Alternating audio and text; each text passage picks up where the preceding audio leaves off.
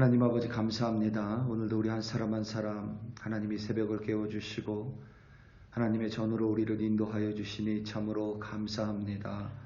하나님 오늘도 살아가며 내 유익을 구하는 것이 아니라 하나님 명분을 구하는 것이 아니라 하나님의 말씀 가운데 하나님의 임재 가운데 하나님께서 우리에게 주시는 것을 선택하는 지혜로 함께하여 주시옵소서. 하나님 우리의 머리가 아니라 오로지 하나님 한 분만을 구하는 우리 한 사람 한 사람의 기도로 말미암아 오늘도 하나님과 함께 동행하며 승리하는 우리 한 사람 한 사람으로 세워 주시옵소서. 감사합니다. 예수님의 이름으로 기도드립니다. 아멘. 사무엘상 14장 24절부터 35절 말씀으로 주의 말씀을 증거합니다. 우리 다 함께 보시겠습니다. 능력받는 새벽기도, 응답받는 새벽기도, 성령과 함께하는 새벽기도. 할렐루야. 아멘. 오늘 오시느라고 수고 많으셨고 또 고생 많이 하셨습니다. 가시는 길에도 주님께서 인도하시고 지켜주사 안전하게 운전하시기를 예수님의 이름으로 축복합니다. 아멘. 최근에 인터넷에 흥미롭고 참 재미있는 글 하나가 논쟁이 됐습니다. 글을 쓴 사람은 산악동호회라고 여러분들도 무슨 뭔지 잘 아시겠지만 이렇게 335 혹은 더 많은 사람들끼리 그 산을 함께 가자는 취지로 만든 어떤 모임입니다. 이 글을 쓴 사람은 산악동호회의 멤버 중 한 사람입니다. 한국 사람들은 산에 가는 것을 특히 최근에 대단히 많이 좋아합니다.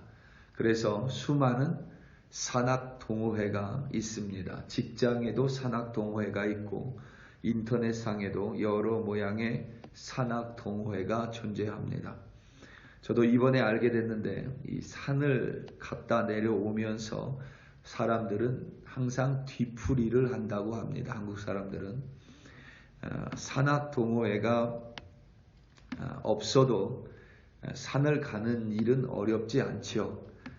그런데 산악동호회에 가입을 하고 함께 산을 찾는 이유가 바로 이 뒤풀이에 있다고 합니다.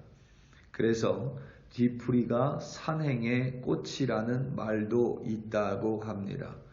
인터넷에 글을 올린 이도 산악동호회 멤버였는데 그분도 당연히 산을 다녀온 후에 같이 갔었던 사람들과 함께 뒤풀이에 참석을 했습니다. 보통 뒤풀이에는 술이 있게 마련입니다. 그런데 이 글을 쓰신 분이 술을 마시지 않는 분입니다. 그게 이상하지는 않습니다. 여러 사람과 뒤풀이를 하고 어떤 사람은 술을 마시기도 하고 다른 사람은 술을 마시지 않기도 합니다. 이제 뒤풀이를 다 마치고 나서 그 비용을 계산해야 하는데 청구된 비용을 뒤풀이에 참석한 사람들이 n분의 1로 나누기로 했습니다. 그러니까 뒤풀이에 참석한 사람들의 수로 그 금액을 똑같이 나눠서 그 비용을 지불하기로 이렇게 결정을 한 겁니다. 글을 쓴 분의 요지는 이렇습니다. 자신은 술을 마시지 않는 사람인데 왜 뒤풀이 금액을 동일하게 내야 하는지 불만을 적어 놨습니다. 왜 자신이 다른 이들이 마신 술값을 내야 하는지 묻는 글이었습니다. 그러면서 덧붙이기로 안주로 나온 음식이 술값에 비해 더 저렴하기 때문에 자신에게 술값까지 내야 한다라고 나눈 것은 부당하다는 취지였습니다. 이제 인터넷상에서는 갑론을박이 벌어졌습니다. 어떤 사람은 술을 마시지 않는 사람은 술값을 빼줘야 한다고 말하는 사람도 있었고 다른 사람은 뒤풀이를 모두 다 같이 했기 때문에 n분의 1로 균등하게 나누는 것이 맞다고 하는 사람도 있었고, 다른 이는 그러면 술을 마시지 않는 사람은 안주를 더 많이 먹으면 될 것 아니냐라고 따지는 사람도 있었습니다. 여러 의견이 부딪히며 이것이 사람들의 관심을 끌었습니다. 어떻게 보면 쉽지 않은 논쟁이고, 어떻게 보면 그 정도를 가지고 논쟁을 벌이는지 이해할 수가 없습니다. 여러분께 답을 묻는 것이 아닙니다. 트로이 딜레마라는 것이 있는데, 나중에 제가 기회가 되면 좀 더 자세히 말씀드리겠습니다. 이 트로이 딜레마라는 것은 내가 기차의 레일을 바꿀 수가 있는데, 그 기차를 그냥 놔두면 저 앞에서 일하는 5명이 죽게 됩니다. 그런데 내가 레일을 바꾸면 기차가 레일을 변경하면서 5명은 살게 되지만 반대로 이쪽에서 일하고 있었던 한 사람이 죽게 됩니다. 과연 그때 나는 레바를 바꿀 것인가 안 바꿀 것인가? 그게 이제 트롤리 딜레마라는 것인데, 가끔 우리에게 이렇게 어려운 선택들이 있습니다. 정말 어려운 결정들이죠. 그런데 이 글을 쓴 분은 그렇게 어려운 결정은 아닌 것 같습니다. 참 여러분들에게 어떤 답을 묻는 것이 아니라, 우리는 때때로 별로 중요하지 않은 일을, 별로 중요하지 않은 그 무언가를 명분 때문에 혹은 전례라는 이름으로 때때로 내 이익 때문에 그러한 삶을 참 어렵게 만드는 것 같다는 생각이 들었습니다. 차라리 n분의 1로 술을 마시지 않는데 n분의 1로 내는 것이 부당하다면 그냥 혼자 가면 되죠. 산을 그냥 혼자 갔다 오면 되죠. 아니면 그 뒤풀이가 좋아서 산행을 가는 거라면 그냥 같이 내면 되는 건데, 그걸 가지고 그렇게 고민을 해야 되나, 그런 생각이 들었습니다. 이 뒤풀이 자리가 꼭 술을 먹고 음식을 먹는 자리가 아니잖아요. 사람들과 함께 즐거운 시간을 보내자는데 그 목적이 있습니다. 함께 즐겁게 산행을 마치고 또 함께 모여 앉아 식사도 하고 또 교제하면서 삶의 시름을 나누고 위로하는 자리일 텐데, 그 글을 쓴 분이 참 안타깝고 불쌍하다는 생각이 들었습니다. 뒤풀이를 하는 내내 비용 생각으로 즐거운 시간도 제대로 보내지 못했을 것 같습니다. 그분에게는 명분도 실리도 없이 그저 시간을 낭비한 것으로만 보입니다. 그러고 보면 우리는 참 별일 아닌 일들로 많은 시간을 낭비하고, 때로는 기분을 언짢아하고, 때로는 기뻐하지 못하고, 심지어는 괴롭게 하기까지 하는 것 같습니다. 사울 왕은 블레셋과의 전투에서 패배하고 뒤로 물러섰습니다. 이스라엘 군사들은 뿔뿔이 흩어졌고 블레셋이 두려워 숨어버렸습니다. 3,000명의 군사에서 고작 600명만이 사울 왕과 함께 있습니다. 그때 사울 왕의 아들인 요나단이 그의 무기를 든 자와 함께 블레셋의 수비대를 급습했습니다. 이번에 요나단은 자신의 임의대로, 자신의 생각대로 기습 공격을 하지 않았고 하나님께 징표를 물었습니다. 그러니까 하나님께 기도했습니다. 하나님께 그 뜻을 물었습니다. 블레셋 사람들에게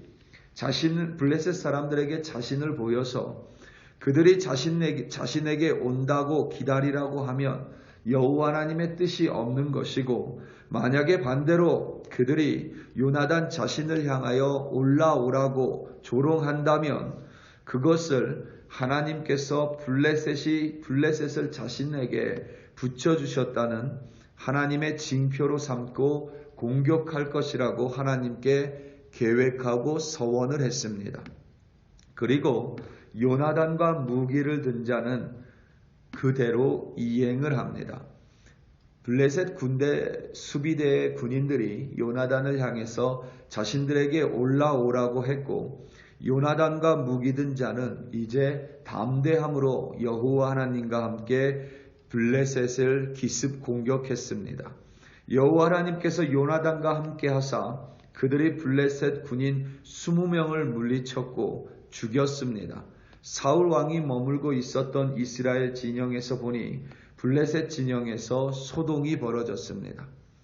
급하게 점호를 해보니 요나단과 무기를 든 자가 보이지 않았습니다. 이에 사울 왕은 제사장에게 하나님의 언약궤를 가지고 오라고 명령했습니다. 하나님의 뜻을 구하려는 의도였습니다. 하지만 상황이 이스라엘에게 유리하게 급변하자 사울 왕은 하나님의 뜻을 구하는 것을 취소합니다.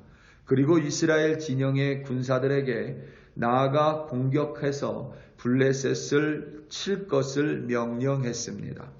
이스라엘은 앞전의 전쟁에서 패배한 것과는 다르게 이번 공격에서는 블레셋을 무찔렀습니다. 블레셋은 패해 후퇴하기 시작했습니다. 승리를 예감했었던 사울 왕이 갑자기 이상한 결정을 하고 전혀 예상할 수 없는 명령을 이스라엘 진영에 내렸습니다. 오늘 말씀 24절입니다.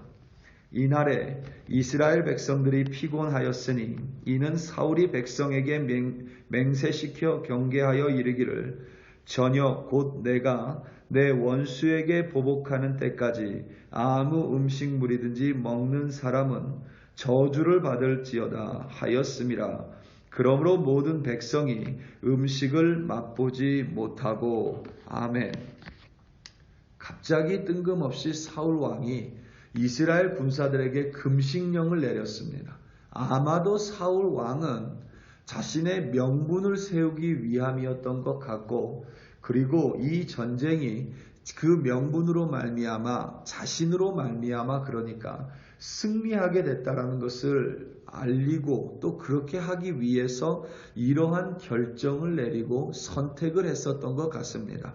그런데 이 선택으로 말미암아 이스라엘 백성이 모두 피곤해하고 너무나도 고통스러워했습니다.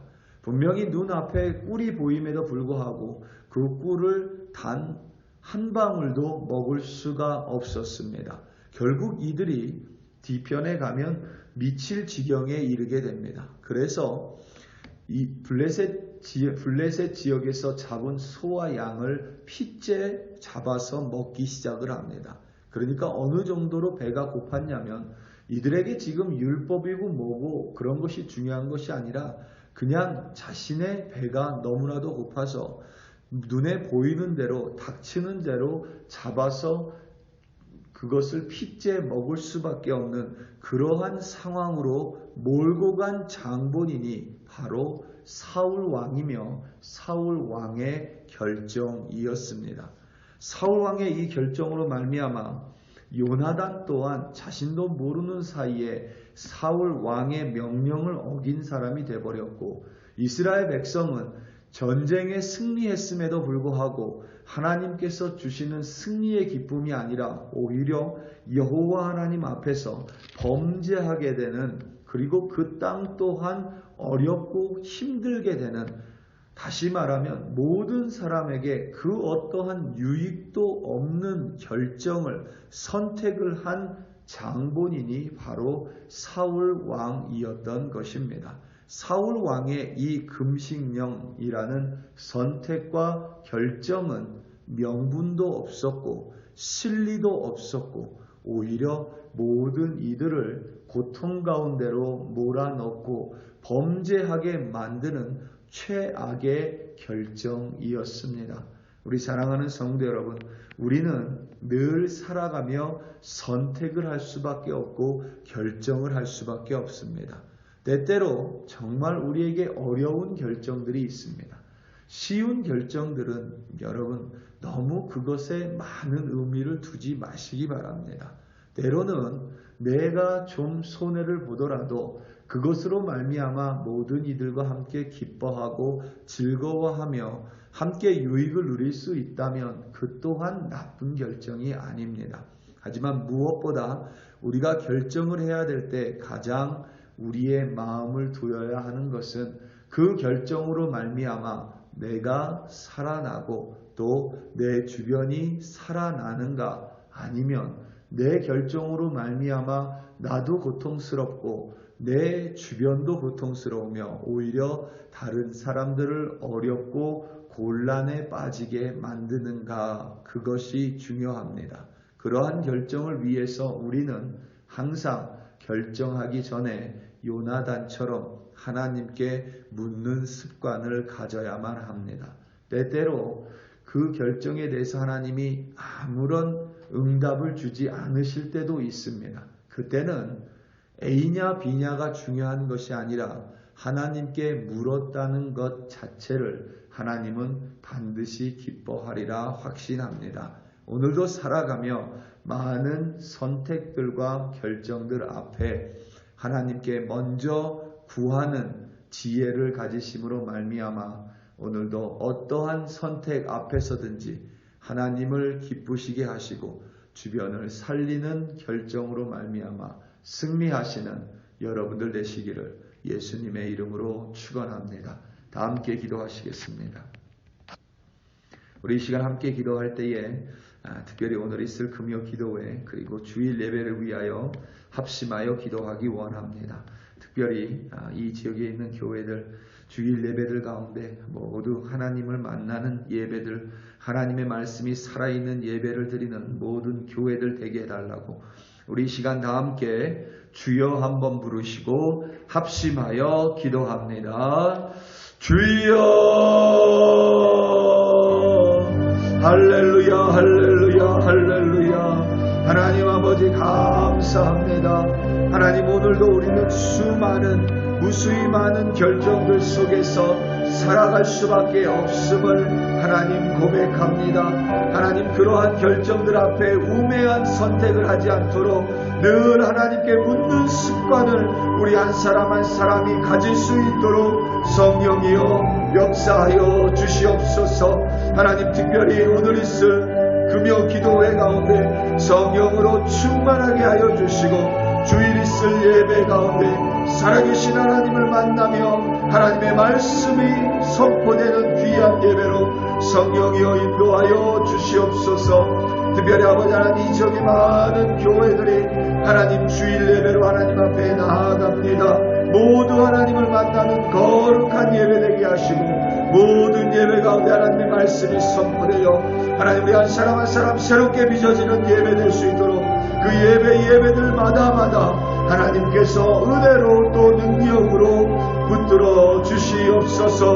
우리 글로리교회 성도들 오늘 하루 어디에서 살아가든지 늘 하나님의 말씀 붙들어 하나님과 함께 동행하며 승리할 수 있도록 도와주시고 어떠한 선택 앞에서든지 하나님이 먼저 생각나고 하나님께 묻는 성령의 능력으로 역사하심으로 함께하여 주시옵소서. 감사합니다.